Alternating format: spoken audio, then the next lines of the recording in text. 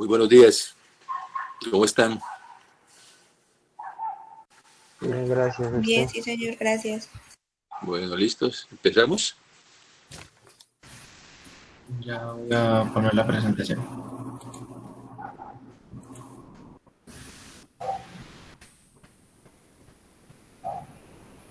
¿Me avisan si se ve, por favor? Sí,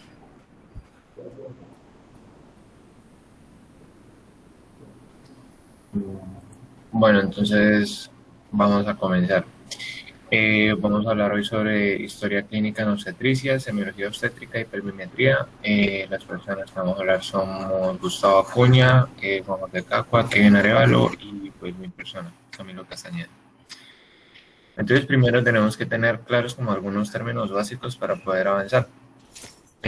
Una mujer grávida es aquella mujer que está embarazada, puede ser nuligrávida, que nunca está embarazada, primigravida, que este es su primer embarazo, multigrávida, que pues ha tenido más de 2 embarazos. Y hay que tener en claro que paridad es aquella mujer que pues ya tuvo al recién nacido, al bebé, o sea que es parir pues por cualquier vía, ya sea por cesárea o por parto natural, uno o más hijos. Entonces puede haber una mujer multigravidad que es primípara porque pues ha tenido más de 2 embarazos, pero pues esta es la primera vez que lo lleva a término, por así decirlo. Entonces, nulípara es que no ha tenido ningún parto, primípara que este es el primero, multípara más de 2 y gran multípara es aquella que ha tenido más de 5.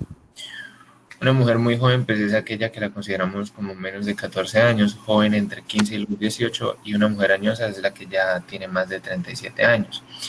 Se le conoce como embrión desde el momento de la fertilización hasta las 8 semanas y como feto desde las 8 semanas hasta pues el momento del parto, que ya pasaría a ser el recién nacido.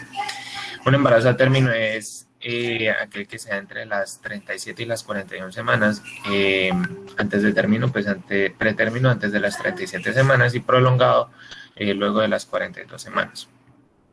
Entonces ahora sí vamos a hablar de historia clínica obstétrica. Y hay que recordar que pues, la historia clínica es la principal herramienta diagnóstica que tenemos nosotros como médicos. Y para poderla llevar a cabo de una forma correcta se requieren principalmente 2 requisitos. La primera es que la hagamos de una forma estructurada, con un orden, y pues siguiendo unos conceptos básicos. Y el segundo pues es que tenemos que tener un buen conocimiento de lo que estamos haciendo para pues poder dirigir el interrogatorio de una forma certera. A todas estas pues nos pueden llegar 3 tipos de pacientes: la paciente asintomática, la asintomática y la gestante. En la paciente asintomática lo que principalmente vamos a hacer es tratar de identificar factores de riesgo. La paciente asintomática, además de los factores de riesgo y los antecedentes, nos vamos a centrar en pues el motivo por el cual ella nos está consultando. Y en la paciente gestante lo que tenemos que tratar de hacer es considerar si la gestación es de bajo o de alto riesgo para la paciente. Entonces, como siempre, lo primero que tenemos que tener en cuenta es el motivo de consulta. ¿Por qué la paciente viene a nuestro servicio? ¿Por qué llega a la consulta? Lo segundo pues es la enfermedad actual, que como ya sabemos es como un relato, un cuento que nosotros tomamos, que tiene un inicio, que tiene una evolución y que en esa evolución vamos a tener una caracterización de los síntomas. Entonces, un ejemplo que tenemos en obstetricia, una mujer puede consultar, digamos, por secreciones, y estas secreciones pueden estar acompañadas o no de dolor. Debemos caracterizar estas secreciones para saber si estas son patológicas o si son fisiológicas, es decir, caracterizarlas por su color, por su aspecto, por su cantidad, por su forma. Entonces, pues esto es muy importante. Hay varias posibles razones de consulta: el edema, las amenorreas, las pérdidas vaginales, la genitorragia, pues el momento en el que empieza el trabajo de parto, de la parte genitourinaria, de la disuria, polachuria, la incontinencia urinaria o las hematurias, y tenemos que determinar si estas están asociadas o no a pues, el embarazo como tal. En las extremidades puede presentarse, y mucho en las mujeres en embarazo, la limitación del movimiento, el dolor articular y bastante el edema en las extremidades inferiores. Eso es muy importante, la parte de los antecedentes. Entonces siempre tenemos que consultar los antecedentes personales, revisar los antecedentes patológicos, los hábitos de la paciente, que si la paciente es hipertensa, que si la paciente tiene diabetes, que si tiene antecedentes de enfermedad renal, eh, cuáles son sus hábitos alimenticios y más.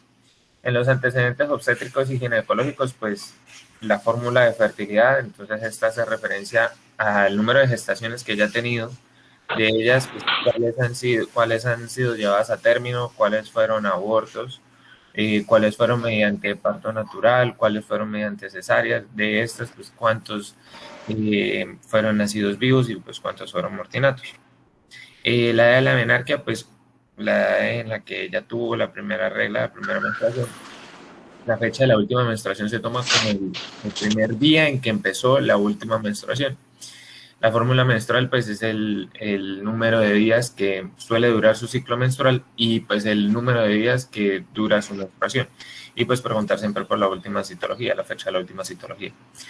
Si la paciente ya ha tenido partos, cuál fue la vía del parto y la edad gestacional en la que se produjo el parto, el peso del recién nacido, preguntarlo siempre, y si el parto fue instrumentado, pues qué instrumentación se realizó, si fue cesárea, por qué fue cesárea y qué complicaciones pudo haber postparto. Si la paciente no ha tenido hijos y pues ella es sexualmente activa, hay que preguntar si esta es una esterilidad voluntaria o si por el contrario de verdad lo está intentando y no ha podido. Y de antecedentes sexuales, preguntar si ella ha tenido relaciones sexuales o no, el número de parejas, si está usando métodos anticonceptivos o no. Hay que preguntar también antecedentes ginecológicos, tales como dismenorrea o como enfermedades de transmisión sexual. Y en los antecedentes médico-quirúrgicos hay que preguntar de una forma más general y saber siempre el grupo sanguíneo del RH, las alergias a medicamentos, si está tomando fármacos o si ha tomado fármacos o algún tratamiento, qué enfermedades crónicas o agudas ha padecido o padece, y antecedentes de cirugías previas, sobre todo en el abdomen y en la pelvis.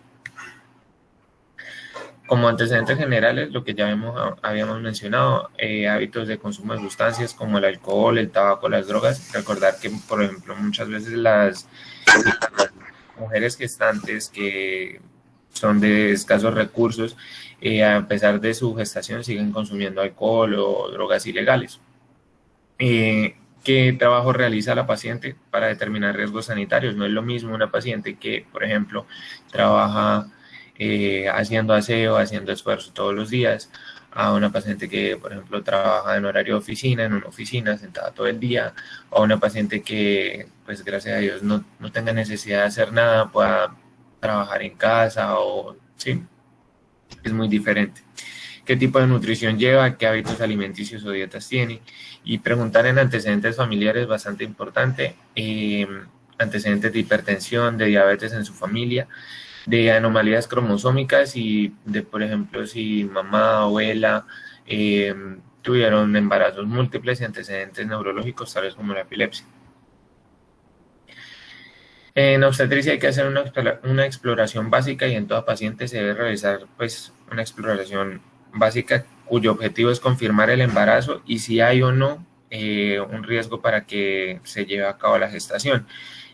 Primero que todo, pues el examen físico debe ser bastante completo, haciendo énfasis en el peso materno y en la presión arterial.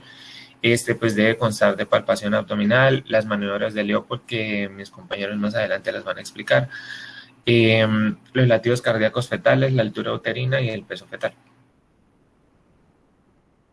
Debemos pues determinar el riesgo de embarazo y a partir de ahí podemos determinar en qué nivel va a ser tratada. Si este embarazo es de bajo riesgo o de riesgo normal, pues puede ser tratada en un nivel primario, pero si ya es de alto riesgo, ya sea por una patología materna o por una patología fetal, es mejor que la paciente sea tratada en un nivel secundario o un nivel terciario, donde ya haya una atención más especializada con un médico especialista en medicina materno-fetal. Y pues al diagnóstico de ingresos siempre debe incluirse la fórmula obstétrica, la edad gestacional y pues las patologías concomitantes. Listo. Bueno, ahora pues para complementar un poco a mi compañero,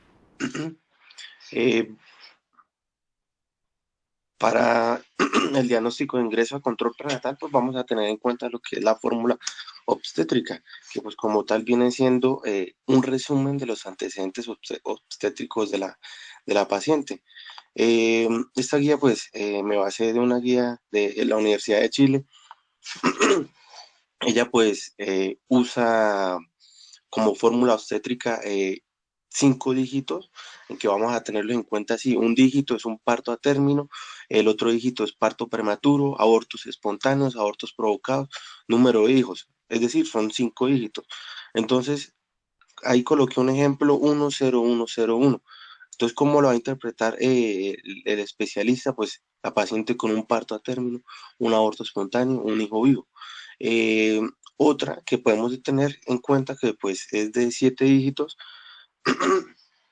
Un dígito es un aborto espontáneo, otro dígito aborto provocado, parto pretérmino, parto a término, los mortinatos, mortineonatos y los hijos vivos.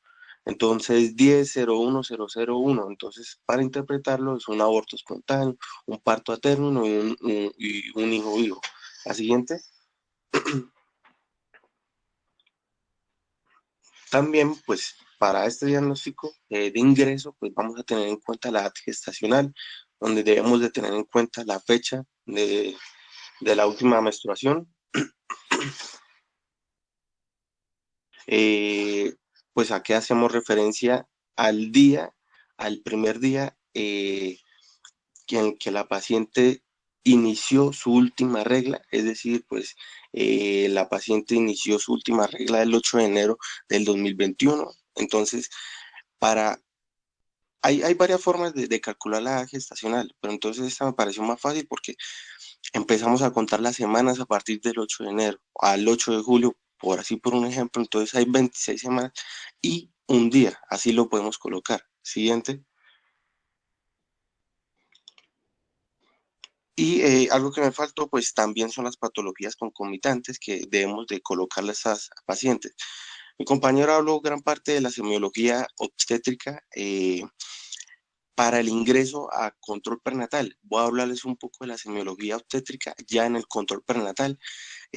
Acá pues no nos vamos a enfocar mucho en los antecedentes de la paciente. Vamos a enfocarnos ya en una anamnesis del embarazo actual. Vamos a realizar el cálculo de la edad gestacional, los síntomas gestacionales que ha presentado la paciente, los normales: náuseas, vómitos, pirosis, alteraciones en el sueño, síntomas patológicos, si ha tenido sangrado genitales, si ha tenido eh, dolor pélvico intenso, flujo genital, que tenga pues mal olor, que haya tenido contracciones uterinas. Debemos interrogar si la paciente percibe movimientos del feto. Pues esto ya es cuando tiene semanas, más de 20 semanas, pues eso me va a indicar esto, el bienestar del feto. Vamos a evaluar si la paciente está adherida a las indicaciones que se le da, a los alimentos, a los medicamentos, a los exámenes. Y vamos a enfocarnos también en una anamnesis de las patologías que fueron detectadas. Si llegamos a encontrar una hipertensión, una diabetes en estas pacientes, pues vamos a guiar esto, la historia clínica hacia allí, hacia esa patología. También vamos a evaluar la asistencia de la mujer en los controles médicos a los especialistas que fueron derivados. Siguiente. Ya pues en el examen físico, en los controles prenatales, pues vamos a hablar de forma general pues la toma de la presión arterial, que viene siendo muy importante tomarla, el peso, la talla, el estado nutricional, que vamos a tenerlo en cuenta cada vez que avanza la edad gestacional de la paciente. O sea, pues vamos a tener una representación gráfica en la cual pues a medida que va avanzando la edad gestacional vamos a colocar un punto y posteriormente pues vamos a unirlo. El examen físico segmentario pues se realiza solo si la paciente me refiere a alguna condición patológica. El examen ginecológico pues también solo lo realizamos si la paciente me sugiere si algún síntoma de una patología. Y nos vamos a enfocar en el examen obstétrico, que es el que debemos realizar cada vez que la paciente llega a un control prenatal. El examen obstétrico pues consta de un examen obstétrico abdominal, como bien les dije, lo vamos a efectuar en cada control, y el tacto vaginal, que pues lo vamos a hacer solo en condiciones sintomatológicas que presente la paciente. La siguiente. Listo. Entonces, para el examen obstétrico abdominal, pues vamos a tener en cuenta que es es una evaluación del abdomen de la mujer embarazada. La mujer pues debe estar en decúbito dorsal con los brazos paralelos al cuerpo de ella, una leve inclinación de la camilla. Siempre debemos recalcar a la paciente que pues haya evacuado la vejiga previamente. La siguiente.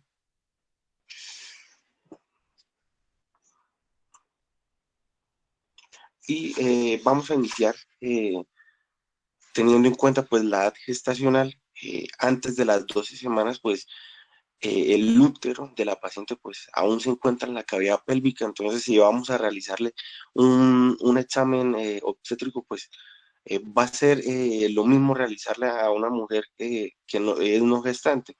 Ya pues en las semanas 12 y 20, pues la parte superior del útero pues ya se encuentra levemente a nivel de la sínfisis del pubis, y por lo tanto el examen será de palpación y de la auscultación de los ruidos cardíacos fetales. La palpación pues se palpa de manera pues lo ideal es delimitar, tener en cuenta el tamaño del útero. Vamos a relacionarlo con la edad gestacional. A las 12 semanas pues va a estar a un nivel suprapúbico, en las 16 semanas pues tiene que estar entre el pubis y el ombligo, y en las 20 semanas pues ya tiene que estar a nivel umbilical. Siguiente.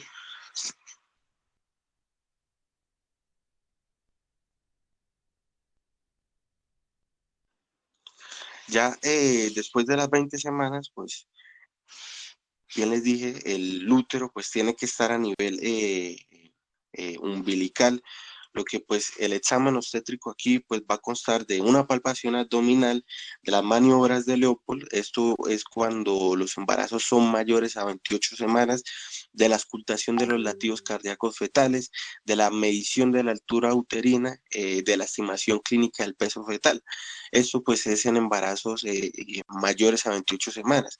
Con respecto a la estimación clínica del peso fetal, pues eh, esto esto se realiza más que todo por manos expertas, que son los que estiman el peso fetal a través del abdomen materno.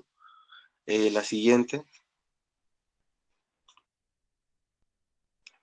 Ya pues para tener en cuenta las maniobras de Leopold, pues son 4 maniobras donde pues vamos a evaluar la situación fetal, la presentación fetal, la actitud y la posición en la cual se encuentra el feto. La siguiente.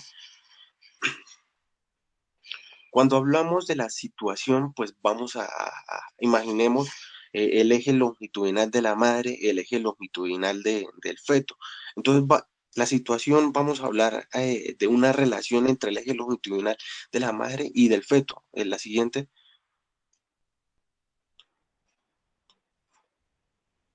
Camilo, que aparezca una imagen.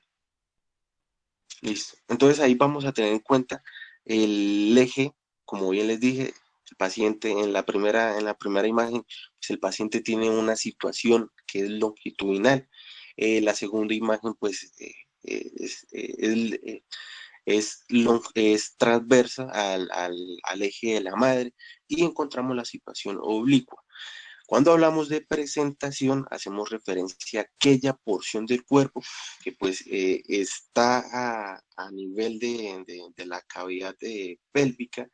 Ya puede estar en una presentación cefálica o una presentación pélvica. El siguiente, Camilo. Aquí pues en la A, pues Como bien les dije, la parte del feto que se encuentra en la cavidad pélvica.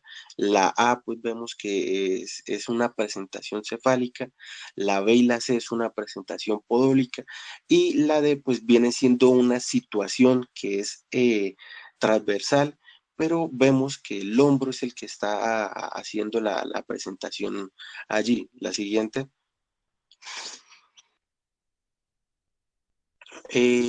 Con respecto a la presentación cefálica, pues vamos a tener en cuenta también esto, la actitud del paciente, que ahorita les voy a hablar de la actitud del paciente. Pues acá en la figura pues logramos observar la convexidad que tiene el dorso del feto. ¿Qué es lo que pasa? Que es que vamos a tener en cuenta la posición fletada de la cabeza que tiene el paciente. Como vemos allí, la cabeza pues está de manera fletada, y pues vamos a encontrar el vértice, encontramos la bresmática, y pues el cuello no está fletado, la cabeza no está fletada, la podemos encontrar de frente o incluso de cara. La siguiente. Con respecto a la presentación pélvica, pues la podemos encontrar en una presentación trasera completa, una presentación trasera incompleta y una presentación trasera franca en un 65%. Pues acá el paciente tiene los pies, las extremidades inferiores estiradas. Siguiente.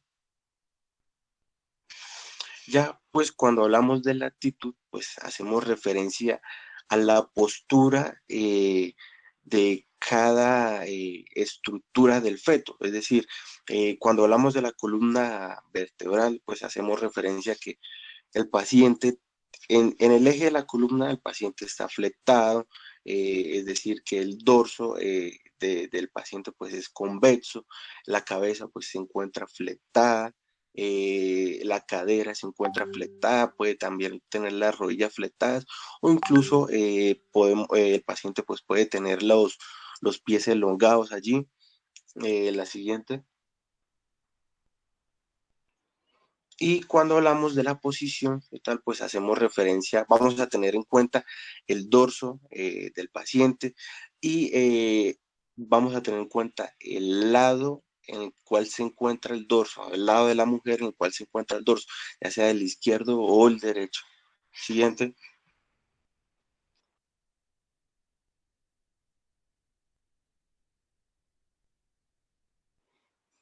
Ya mis compañeros le va a hablar de las maniobras, de cómo son las maniobras del Olpus. Voy a hablarle un poco de la auscultación de los latidos cardíacos. Entonces, esto pues es posible mediante un Doppler obstétrico. Esto es en embarazos mayores a 12 semanas. Tiene ventajas de que esto hace que la materna pueda escuchar los latidos de su hijo, o también se puede hacer por el estetoscopio de Pinar, que pues eso es en embarazos mayores de 20 semanas. Como vemos en la imagen, pues parece una trompeta ese estetoscopio. ¿Qué debemos encontrar? El foco máximo de auscultación, pero entonces allí vamos a tener en cuenta la edad gestacional.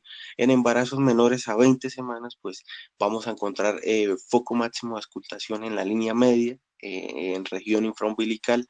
Ya de 20 a 28 semanas, pues vamos a encontrarlo a nivel del ombligo, pero en la línea paramedianas. Ya en las 28 semanas, pues vamos a identificar, gracias a la maniobra de Leopold, allí pues vamos a tener en cuenta dónde se encuentra el hombro, y allí pues, va a ser el foco máximo de auscultación. Siguiente. Buenos días. A continuación, entonces, yo voy a explicarles las maniobras de Leopold. Como tal, son cuatro, ya que se ven así en la imagen, y cada una de ellas permite identificar cada una de las características que mi compañero mencionó anteriormente. Como vemos entonces con la primera maniobra, permite identificar más que todo la situación y la presentación fetal. Y entonces se realiza de la parte derecha de la camilla, con las manos y los dedos en la dirección hacia la cabeza de la materna, y se va a empezar a buscar o a palpar en el fondo del útero el polo fetal que esté presente. Entonces de esa manera se va ¿qué? A conocer si el feto pues está en presentación podálica o en presentación cefálica. Eh, a medida que se va pues palpando con los dedos, una de las maneras en la que se puede saber si el feto tiene su polo cefálico hacia el fondo uterino es que el polo cefálico, por lo general cuando se palpa, va a tener una consistencia mucho más blanda, pequeña y va a tener la característica de pelotear o de hacer como una característica de movimiento dentro del líquido amniótico. Si estamos hablando entonces de que hacia el fondo del útero, la presentación o el polo que está presente es el podálico, entonces vamos a palpar con la primera maniobra una consistencia mucho más dura, el tamaño va a ser un poco más grande y no va a tener la característica mencionada del peloteo. Con la segunda maniobra de Leopold vamos a identificar más que todo la posición fetal.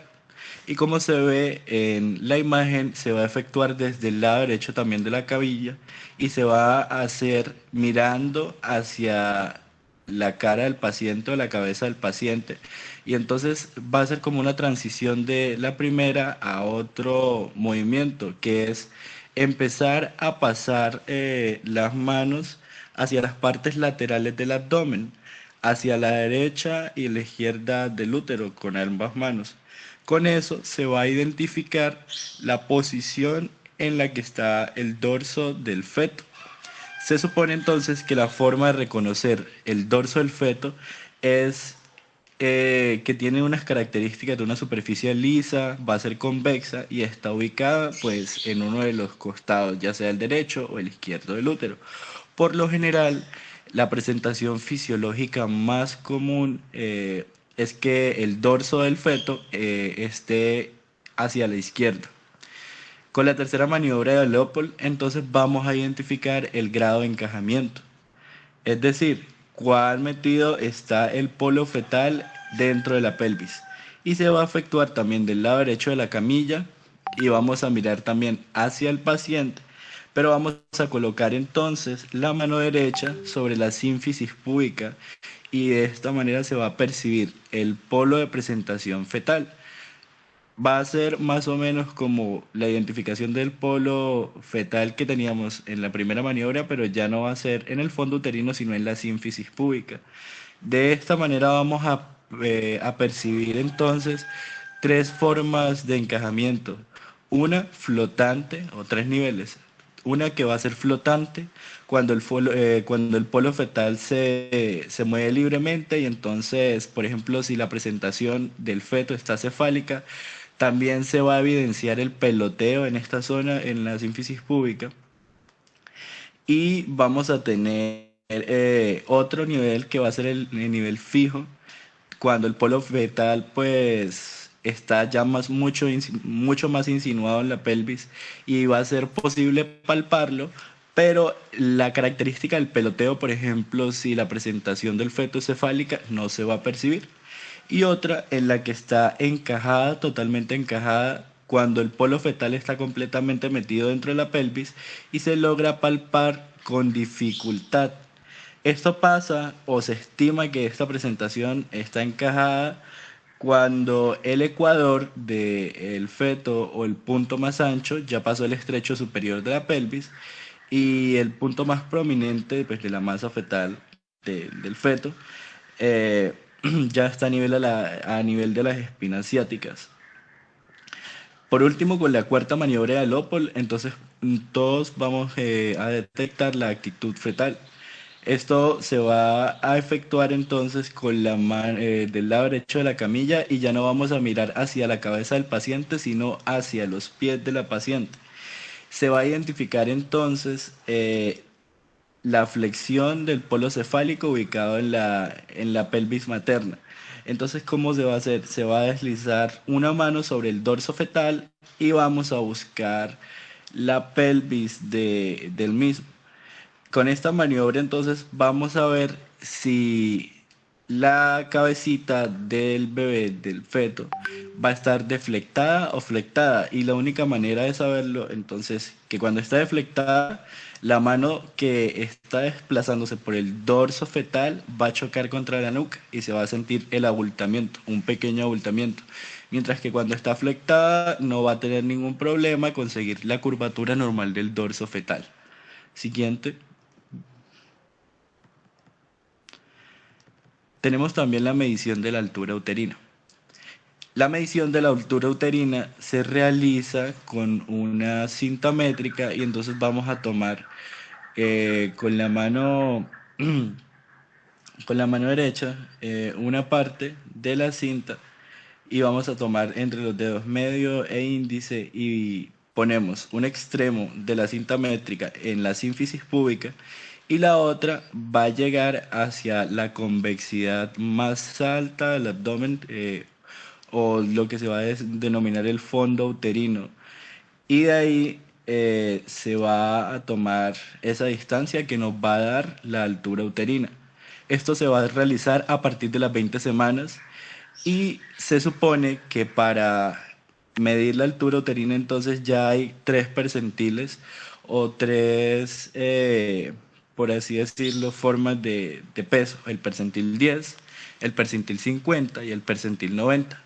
Se supone que estar en el percentil 50 es tener una altura uterina promedio, mientras que las medidas o la medición de alturas uterinas que están por debajo del percentil 10 tienen pues ya sospechas de restricciones de un crecimiento fetal o que si están por encima del percentil 90 se puede sospechar que el feto sea bastante grande para la edad gestacional que tenga.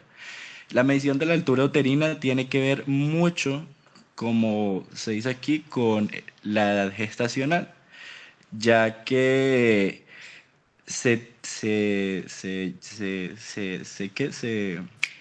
perdón, se me fue la palabra. Se infiere que a mayor edad gestacional, pues debe haber un crecimiento proporcional de la altura uterina. Se dice que más o menos a partir de las 20-24 semanas el crecimiento fetal empieza a tener un ritmo constante de hasta 4 a 5 centímetros por semana. Pero después, cuando ya llega pues casi al término del embarazo, este crecimiento fetal pues no se va a detectar mucho. Siguiente. Que salga un cuadrito, por favor. Entonces, hay bastantes circunstancias que pueden determinar que cuando la medición se efectúe sea percentil 10 o que esté por arriba del percentil 90.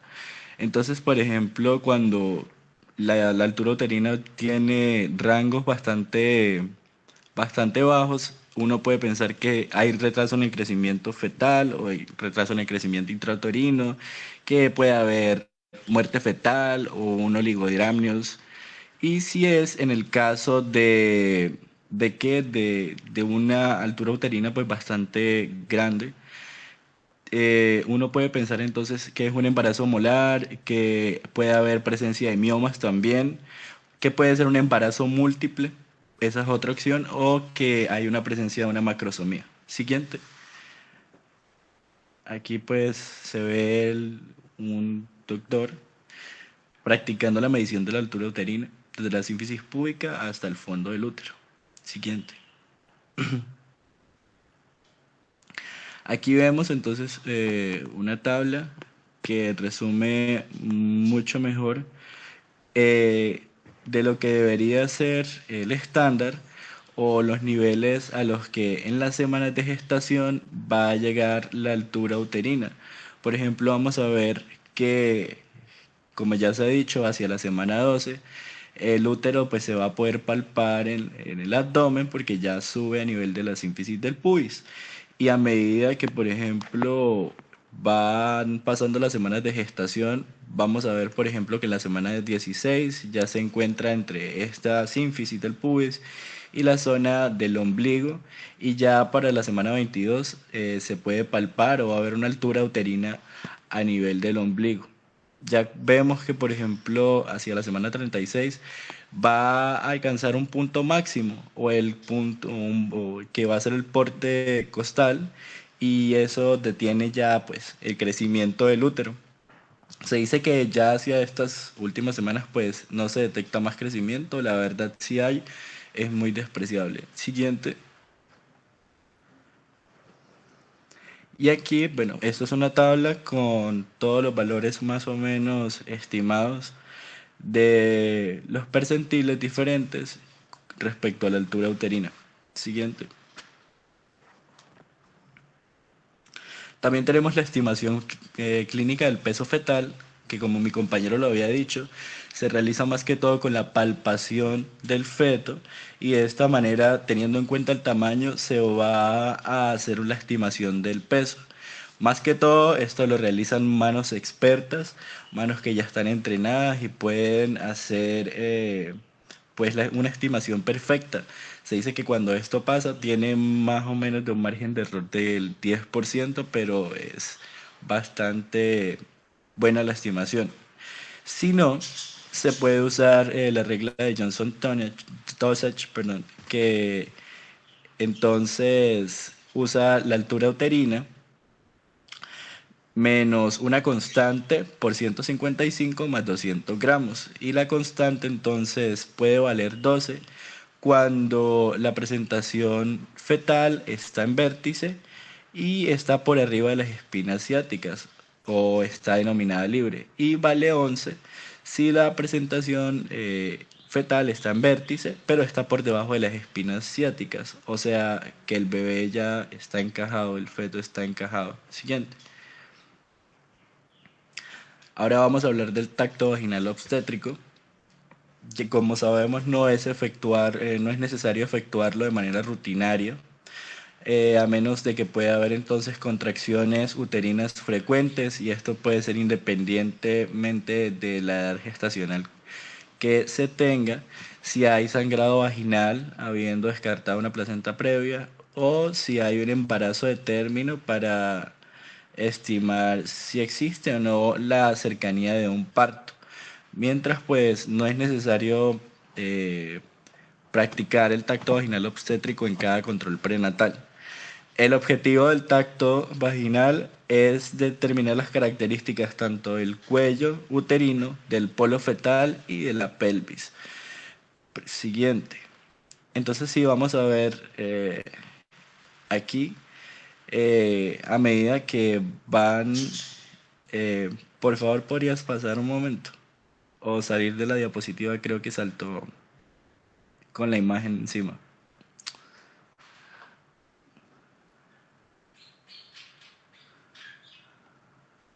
Vale, gracias. Qué pena.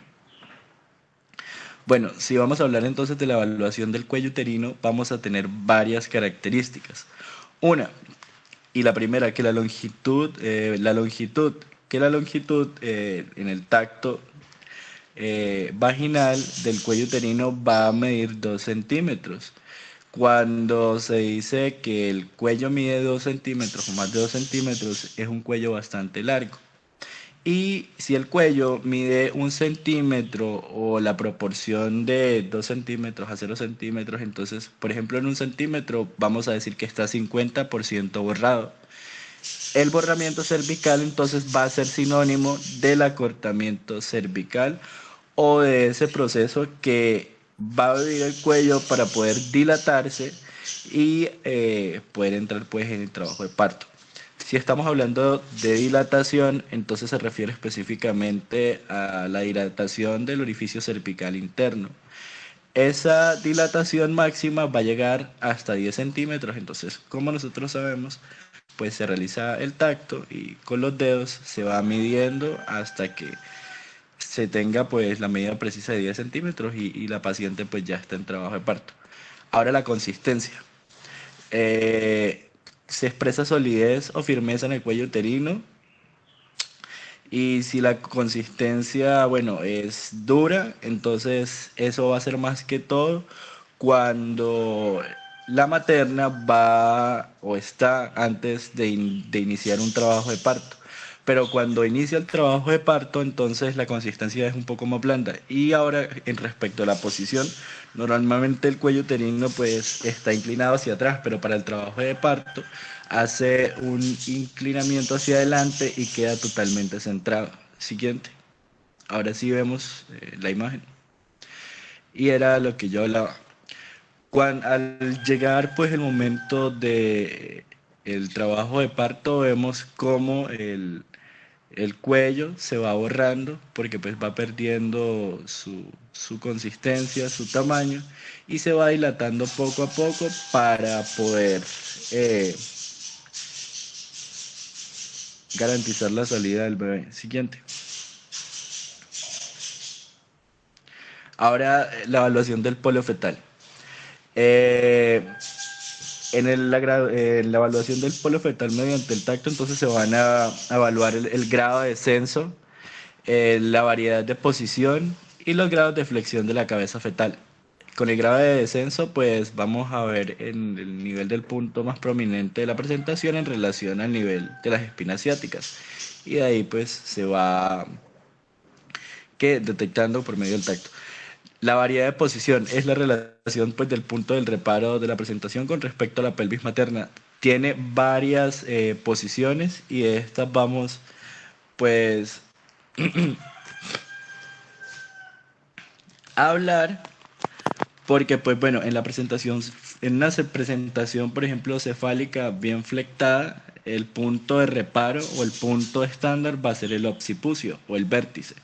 Y la variedad de posición va a estar dada pues en 8 variedades, según sea la posición del occipucio respecto a la pelvis materna. Entonces, por ejemplo, siempre se va a expresar como occipito ilíaca esta relación o esta variedad de posición, y se le añade pues la orientación de la pelvis, que puede ser izquierda materna o derecha, perdón. Y también respecto si está anterior o posterior. Y de esta manera, pues entonces, por ejemplo, una relación occipito-ilíaca izquierda transversa, porque también estamos con la variedad de posición viendo pues el eje longitudinal que tiene la masa fetal con respecto a la pelvis materna. Podemos encontrar que hay un tipo de variedad así, ahorita lo vamos a ver en la imagen. Con el grado de flexión de la cabeza fetal, entonces según sea el grado de flexión de la cabeza fetal, va a ser posible palpar pues los reparos anatómicos de la misma. Y si la cabeza está bien flectada, pues vamos a tener como unos márgenes. El occipucio se va a palpar casi en el centro del cuello dilatado, mientras que brecma, el punto craniométrico, va a ser un poquito más difícil de palpar. Siguiente. Ahora voy a mostrarle pues las imágenes de la variedad anatómica. Ahí están las 7. Se tiene la relación occipito-ilíaca. Entonces vemos que puede ser izquierda, derecha, tanto anterior como posterior, y puede ser transversa también si el niño pues está en esta posición. Hay una posición occipito-sacra y otra que invertida con respecto a esta. Siguiente. Y listo.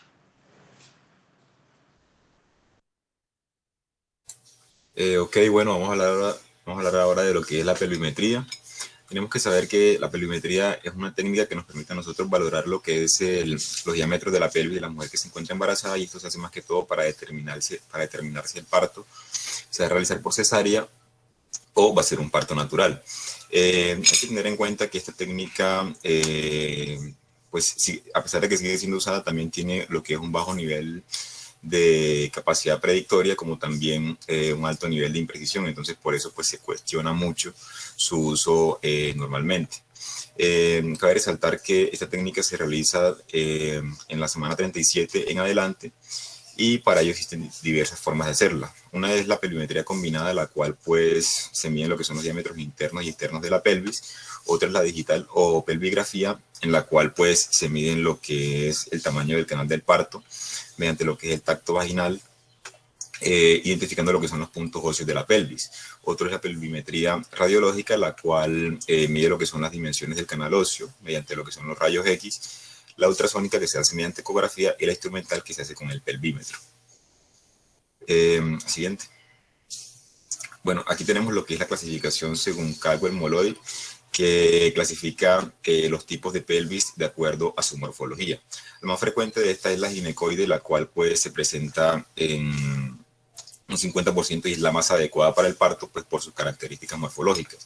En este caso, esta pelvis va a contar con lo que es un estrecho superior redondo o ovalado.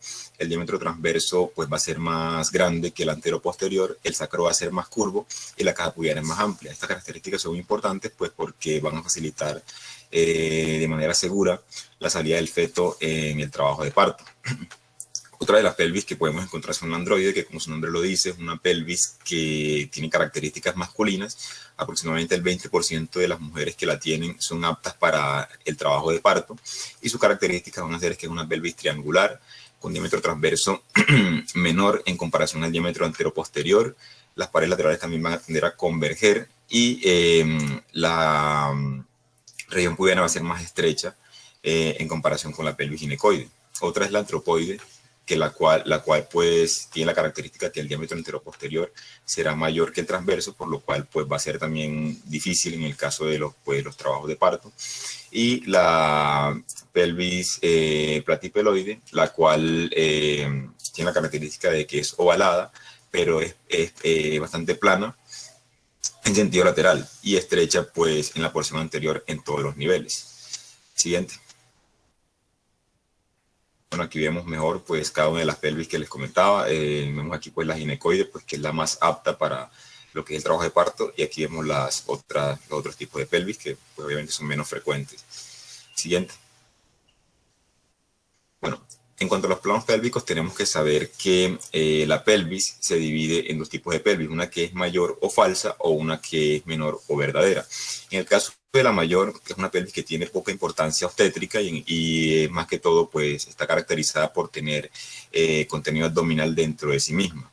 La pelvis menor o verdadera es la pelvis que pues básicamente es por medio de la cual va a pasar el feto una vez vaya a salir pues en el trabajo de parto.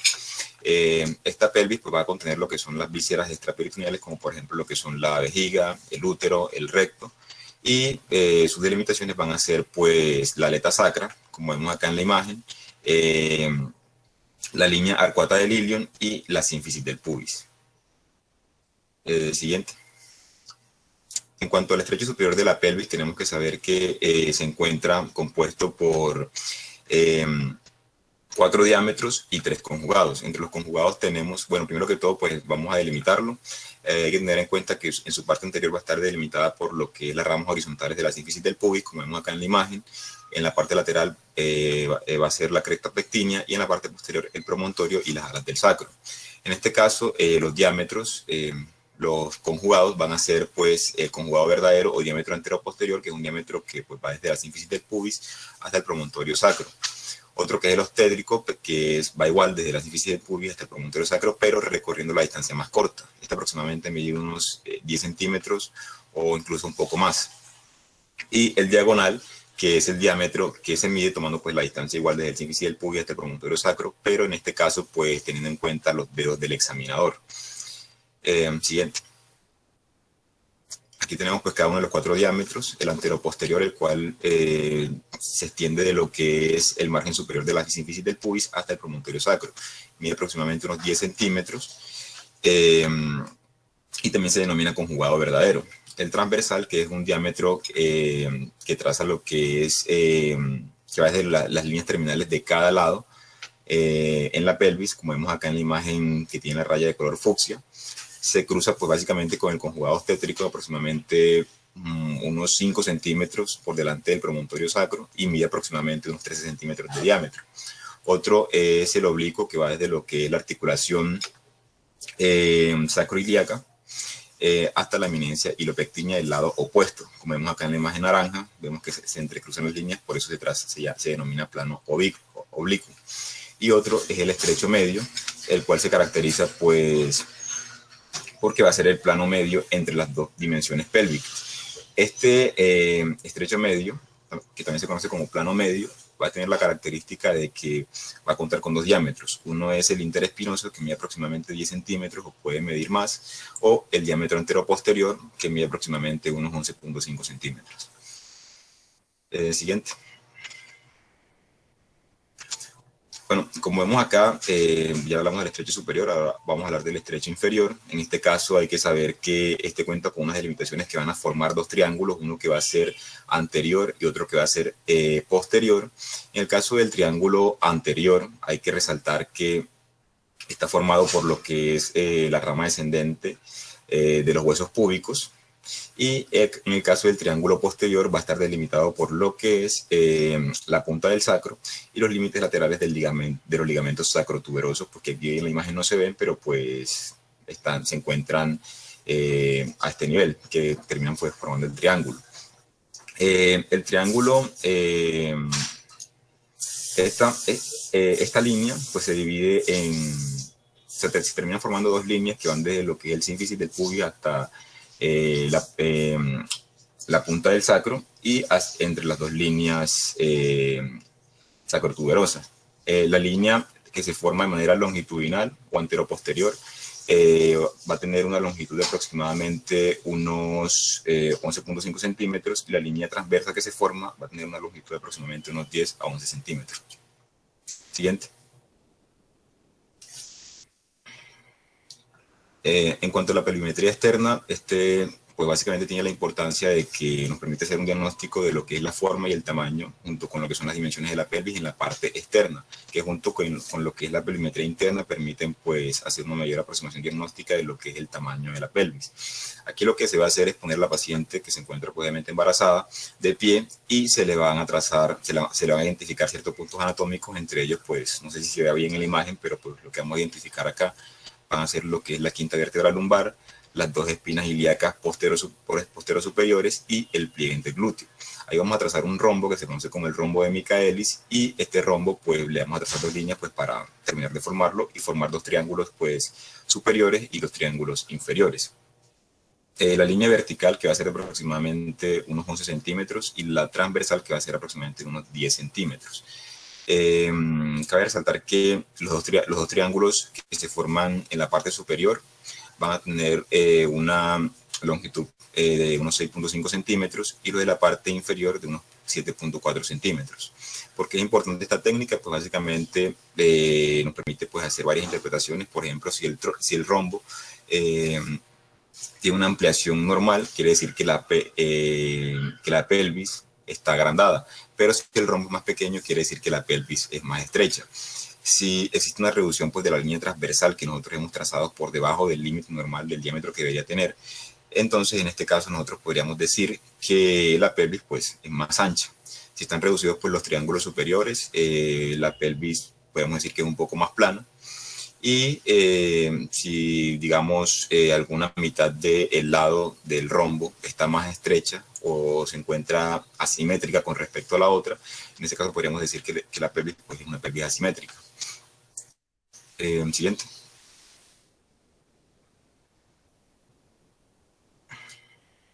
Siguiente.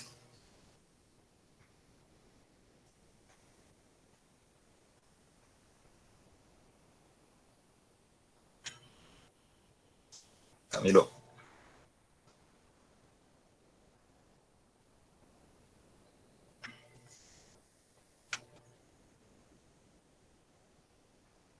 Siguiente.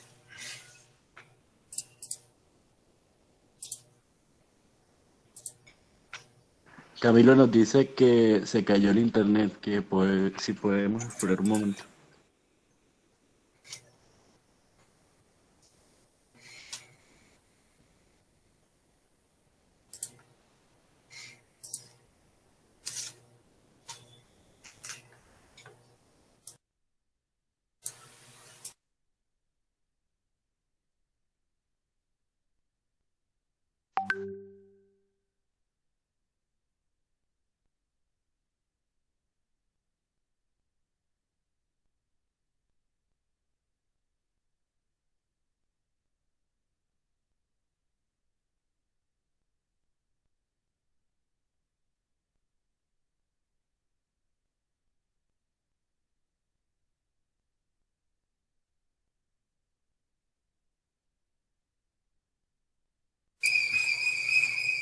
Un momento, doctor, estamos pasando las diapositivas para presentarlas desde otro computador.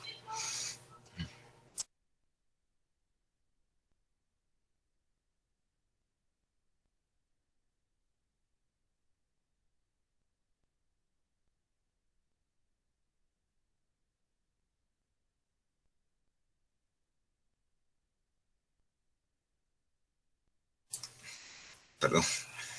En cuanto a la medición conjugada externa de Baudeluc, es otra técnica que se puede medir por medio de pelorimetría externa. En este caso, lo que vamos a calcular acá son diversos diámetros, como por ejemplo lo que es el promontorio púbico mínimo, que es un diámetro que tiene pues sus delimitaciones desde la quinta vértebra lumbar hacia la cara anterior del pubis, mide aproximadamente unos 19 a 20 centímetros y pues se mide pues con la paciente de pie como se ve en la imagen. En este caso, hay que restarle a esos 19 o 20 centímetros lo que es los tejidos o los tejidos blandos de las partes óseas, que son de aproximadamente 8.5 a 9.5 centímetros. Y así pues podemos sacar pues el diámetro del promontorio púbico mínimo.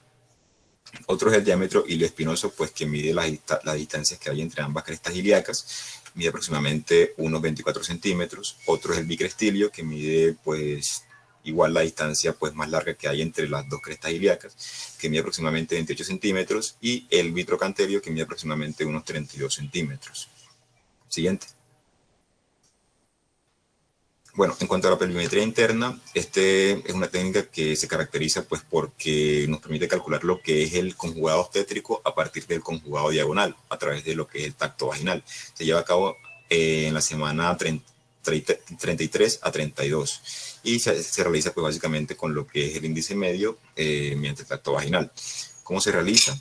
Si el examinador pues logra tocar el promontorio una vez ha introducido el dedo o los dedos, y el diámetro diagonal pues mide 12 centímetros o más, hay que tener en cuenta si no se logra tocar el promontorio. Si no se logra tocar, esto quiere decir que el estrecho superior está normalmente formado, pero si se logra tocar, quiere decir que existe un acortamiento del conjugado diagonal y por lo tanto hay una estrechez pélvica, por lo que la paciente va a requerir una cesárea.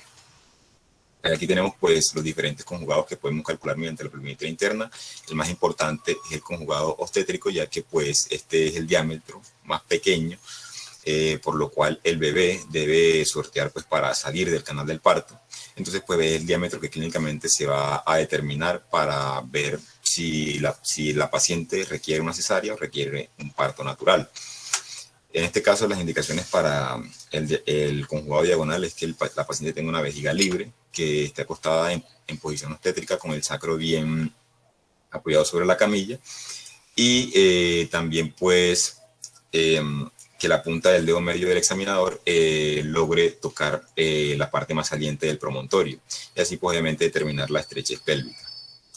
Siguiente.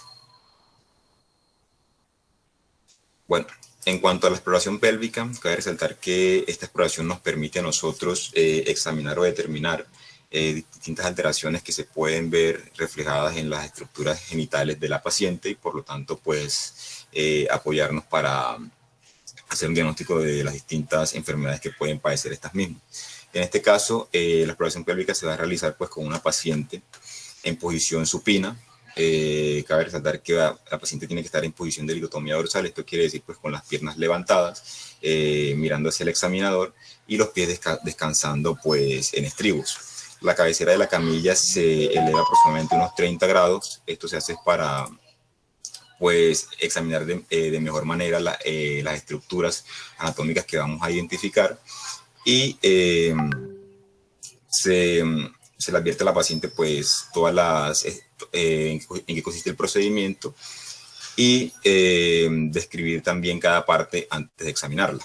En este caso, lo primero que vamos a hacer es inspeccionar los ganglios linfáticos de la región perineal o los ganglios linfáticos inguinales. ¿Por qué? Pues porque muchos cánceres tienden a diseminarse hasta esa zona, entonces es útil pues para descartarlos, o no solo cánceres, sino también pues descartar algún grado de infección. ¿Cómo va a ser la examinación? Pues nosotros iniciamos una inspección desde lo que es el periné hacia el monte de Venus en posición ventral, identificando cada uno de lo que son los pliegues genitocrurales. Hay que resaltar que pues muchas infecciones y neoplasias abarcan lo que es no solamente la vulva, sino que también abarcan la región perianal, entonces por eso es importante también inspeccionarla. También hay que tener en cuenta que se pueden palpar las zonas buscando lo que es de pronto algunas anomalías en las glándulas aledañas que se encuentran en esa zona. Y pues si en determinado caso pues hacemos un hallazgo, pues nosotros como médicos generales, en cuanto a lo que sea sintomático o algún hallazgo asimétrico, cabe resaltar que en estos casos pues se necesita lo que es una valoración más específica en este aspecto. Siguiente. Bueno, aquí tenemos los 3 tipos de valoraciones que vamos a hacer en cada una, pues, en la paciente, los 3 tipos de valoraciones. Tenemos lo que es la primera, que es la exploración con espejo vaginal. Como su nombre lo dice, se va a utilizar un espejo, puede ser de metal o de plástico, eso va a depender de las características propias de la vagina. Y cabe resaltar que una vez que lo que se va a examinar acá con este espejo es evaluar lo que es la vagina y el cuello uterino. Antes de introducirlo, lo que debemos hacer es calentarlo y ponerle un lubricante, pues esto es para evitar las mínimas molestias en la paciente. Luego, también hay que tener en cuenta que antes de introducirlo se separan los labios menores con delicadeza y luego se identifica la uretra. Si la paciente de pronto tiene algún grado de sensibilidad uretral, procedemos a introducirlo debajo del meato urinario. También hay que tener en cuenta que este método es útil pues para determinar las estructuras anatómicas de la paciente en aquellas que pues se realizan su primera exploración o que tienen relaciones sexuales esporádicas que pues por esa razón padecen de dispareunia. Una vez que introducimos nosotros el espejo, vamos a ver que la vagina se contrae y algunas mujeres pueden sentir presión o molestia. En este punto nosotros debemos detener la exploración para hacer que los músculos vaginales se relajen y luego de que lo hayamos introducido, lo rodeamos o lo moldeamos a aproximadamente 30 grados en sentido inferior. Esto se hace básicamente para llegar hasta lo que es el cuello uterino y poder examinarlo. Lo que se va a identificar acá va a ser el ectocervix y se va a buscar lo que es presencia de tumores, de úlceras, de destigmatización o de secreciones anómalas. La exploración bimanual, como su nombre lo dice, pues se hace con los 2 dedos y lo que se busca acá es verificar lo que es el tamaño del útero y los anexos del útero, como también la movilidad o presencia de hipersensibilidades. Cabe resaltar que, según muchas literaturas, se dice que se puede realizar primero esta que la de espejo o primero la de espejo que esta, pero pues eso va a depender de la consideración del médico. Cuando se introducen pues los dedos índice y medio con guante de forma simultánea, hay que resaltar que los guantes no pueden ser de látex porque pues esto tiende a causar alergias en la paciente. Pero pues bueno, una vez se introduce, lo que se hace es alcanzar el cuello uterino, analizar pues la orientación del útero mediante lo que es el dedo índice, verificar si el útero se encuentra en lo que es anteversión o si se encuentra en plano medio o en retroversión. ¿Cómo vamos a saber que se encuentra en anteversión? Pues porque el istmo se desliza en sentido superior. Si se encuentra en retroversión, el istmo pues se resbala hacia abajo. Y en estos casos es importante, pues cuando el útero está en retroversión, nos permite determinar lo que es el tamaño de este mismo, como también la presencia de hipersensibilidades. Por último, la exploración rectovaginal es una exploración en donde pues nosotros, como su nombre lo dice, pues introducimos un dedo en el recto y otro dedo en la vagina.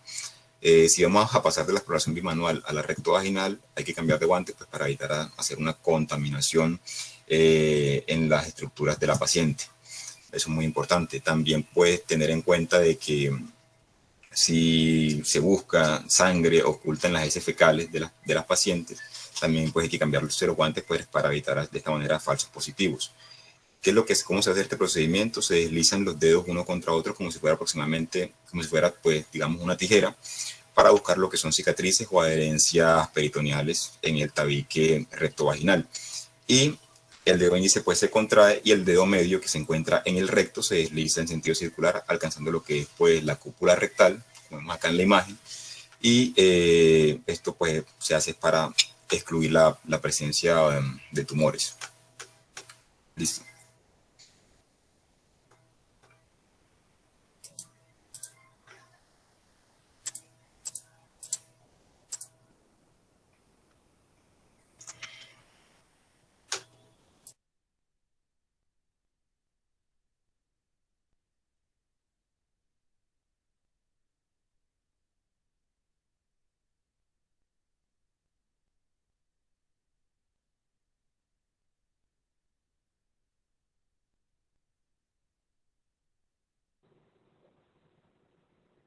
¿Terminamos? Sí, señor. Bueno, muy bien. Una revisión del tema bastante completa. ¿Alguna sugerencia, alguna pregunta, alguna duda referente a lo expuesto en el día de hoy? Buenos días. Tengo una Buenos días. duda. ¿La exploración Dígame. con espejo se usa? ¿La exploración vaginal con espejo? No, es que el término espejo implica espéculo, pero no es que necesariamente sea un espejo, sino es un espéculo. Como lo dijo su compañero, el espéculo pues son unas valvas que se van a colocar ya sean de plástico o sean de metal dentro de la vagina. Pero eso es lo que realmente se utiliza. O sea, el término espejo no es que utilizamos un espejo, sino que utilizamos un espéculo. Y la idea del espéculo es como tener un espejo adentro que nos permite ver lo que es la parte interna, es decir, nos permite ver las características de la vagina y nos permite ver las características de lo que es el cuello uterino y determinar ciertas anormalidades o ciertas patologías que se puedan encontrar a ese nivel. Eso se llama la especuloscopia. Generalmente nosotros en la exploración pélvica hacemos primero la especuloscopia, o sea, colocamos el espéculo, revisamos bien y posteriormente si hacemos la exploración bimanual, colocando los dedos en la vagina, dedos enguantados, para tratar de buscar lo que dijo su compañero, cómo está la vagina, si la vagina está térmica, hipertérmica, si es una vagina normotérmica, la posición del cuello, si el cuello duele o no duele cuando uno lo moviliza, buscar la posición del cuerpo uterino, si está anterior, si está posterior, si está en intermedio, y lateralizaron los dedos, y al lateralizar los dedos nos vamos a encontrar con los anexos, es decir, vamos a tratar de tocar unos ovarios que estén aumentados, que estén de pronto con alguna tumoración quística o algún tumor sólido, etcétera. Eso es básicamente lo que se hace en la exploración pélvica, ¿no? La visual, la especuloscopia y el tacto bimanual. En cuanto a la exploración rectal, es muy tenemos que pues dejarla muy limitada a ciertos casos, ¿no? Hacerla tan rutinaria como se hace con la exploración vaginal, por la incomodidad que puede uno producir en la paciente, ¿no? Acuérdense que estamos ante un paciente que es muy especial, ¿no? Que es la mujer, y esta mujer tiene situaciones muy específicas, muy especiales y que tenemos nosotros que tener en consideración cuando están en la adolescencia y las pacientes que están en la etapa ya de la premenopausia y pacientes en la menopausia, y mucho más especial en las pacientes embarazadas. Entonces tenemos que tener mucho tacto, tenemos que tener mucha responsabilidad en el sentido de cómo debemos de tratarlas, de manejarlas y cómo debemos de orientar esa paciente, ¿de acuerdo? Hay unas cositas muy importantes para recalcar. Primero, la historia clínica. Es muy importante la primera historia clínica que se hace, porque es la historia que nos va a hacer la referencia en las pacientes obstétricas, en las pacientes embarazadas, para los siguientes controles prenatales. Entonces es muy importante que esa historia sea muy orientada, muy estructurada, que se haga mucho hincapié, pues eso es lo que se hace siempre en una historia clínica general, pero hacer mucho hincapié en lo que es en la parte obstétrica, que es la que nos va a servir para más adelante. Importantísimo no olvidar la semiología de lo que es la valoración obstétrica, no olvidar las maniobras de Leopold, en qué momento deben iniciarse, 26, 28 semanas, por qué la importancia de esas maniobras, la importancia de saber cuándo tenemos que ocultar la petocardia, las cuántas semanas en la primi, en la multi, cómo se debe ocultar.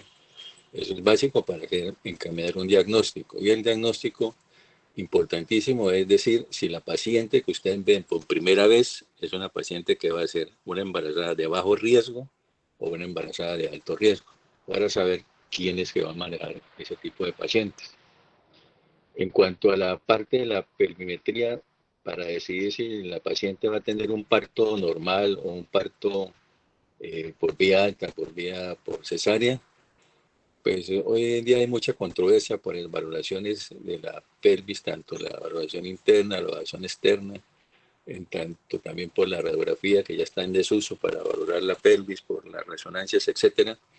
Aquí lo más importante es para saber si el parto va a ser normal o va a ser por cesárea, es hacer lo que nosotros llamamos, y más adelante van a ver ustedes en las clases, es el trabajo de parto, dar una prueba de trabajo de parto. Ahí es donde nosotros sabemos si realmente esa paciente está apta para un parto normal o para una cesárea. A excepción de cuando uno valora la pelvis y ve una pelvis que realmente es muy estrecha, porque por ejemplo es una pelvis androide, es una pelvis masculina, no hay nada que hacer. Ahí sí ya hay una estrechez pura y eso no hay nada más que hacer. O lo otro es cuando nos encontremos en el examen físico ante las pelvis asimétricas. Ahí tampoco no hay nada más que hacer. Una paciente que tendrá que desembarazarse por cesárea. Entonces no olvidar que eso es muy importante, la historia en primera instancia, la primera historia que se hace. Y de acuerdo a eso, ahí va el seguimiento de las pacientes en los otros controles prenatales. ¿Alguna otra pregunta? Sí, doctor, buenos días. Doctor, ¿cuáles serían las contraindicaciones de un tacto vaginal? Primero que todo, nosotros debemos de seleccionar cuándo se va a hacer un tacto. Estamos hablando de la paciente obstétrica, ¿no? No estamos hablando de la paciente ginecológica, estamos hablando de la paciente obstétrica, que es el tema del día de hoy. En la paciente embarazada, en lo posible es mejor limitar la cantidad de tactos vaginales en el control del embarazo. Entonces, ¿cuándo debemos hacer un tacto vaginal? En la primera consulta, sobre todo en el primer trimestre del embarazo, que es cuando nosotros con el tacto bimanual, acuérdense que a las 12 semanas, de 12 semanas para abajo, ese útero gestante está todavía dentro de la cavidad pélvica, entonces no podemos manejarlo por vía abdominal. Entonces, ahí hay una indicación para hacer un tacto vaginal. Con ese tacto vaginal, nosotros podemos identificar primero si la paciente está embarazada o no está embarazada por las características semiológicas. 2, podemos decir cuántas semanas de embarazo tiene con ese tacto vaginal. Entonces, ojo con eso, primer tacto en la embarazada en el primer trimestre. De ahí en adelante, evitar los tactos, a no ser que la paciente, por ejemplo, tenga alguna complicación del embarazo. ¿Qué complicaciones? Por ejemplo, que la señora diga, estoy sangrando, doctor, tengo 12 semanas y tengo sangrado.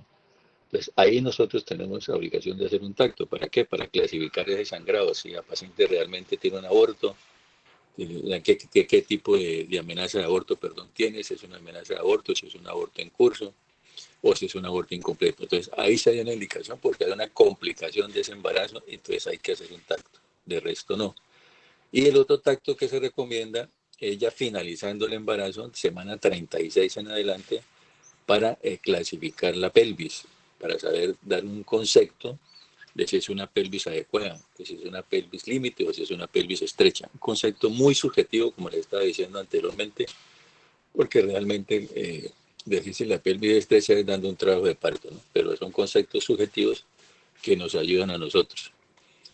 Otra indicación de un tacto vaginal en la paciente obstétrica es cuando ella, por ejemplo, cursando un embarazo ya, por decir algo, de más de 20 semanas, nos indica que está saliendo abundante líquido a través de la vagina. Entonces, ahí tenemos que hacer una valoración de la vagina y del cuello para saber si realmente hay algo, hay una ruptura de membranas. Entonces, la conclusión es limitar los tactos vaginales en la paciente obstétrica. Ya lo que es el trabajo de parto, más adelante lo van a ver ustedes, pues también hay ciertas limitantes. Los tactos generalmente únicamente son 3 o 4 máximo durante el trabajo de parto, pero ya eso es diferente. Pero en la paciente que se está haciendo control prenatal, fíjate que únicamente hablamos de 1, 2 o 3 tactos durante todo el control del embarazo. ¿De acuerdo? Listo. ¿Alguna otra pregunta? Muchísimas gracias. Bueno, entonces damos por terminada la exposición de hoy. Felicitaciones al grupo. Que pasen un buen día. Hasta luego, pues. Gracias, Hasta luego. doctor. Hasta luego. Gracias, doctor. Hasta luego.